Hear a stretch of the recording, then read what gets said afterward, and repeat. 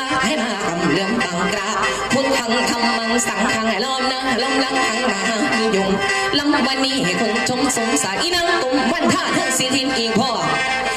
ปานกน้องใส่เสียนประนกน้อง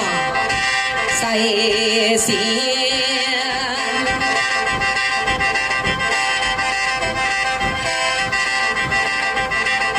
สิบนิ้วของผู้กาน้องสมพันธ์นิพาก่อนอื่นก่อนไก่ขอน้อมนมัสการไปยังพระคุณเจ้าทุกรูปทุกองค์ผู้เป็นประมุขประท่านทั้งด้านไฟสูงตัวสองลงมาขอกราบเขาไหว้ไปยังเจ้าอยู่ที่เจ้าทานเจ้าบ้านเจ้าเมืองหลักบ้านหลักเมืองตลอดทั้งสิ่งศักดิ์สิทธิ์ตลอดทั้งดอนปูตานาสถานที่แห่งนี้ตอนลงมาค่ะขอกราบเขาไหว้ไปยังพ่อบ้านสะพานเมืองบ้านของเฮา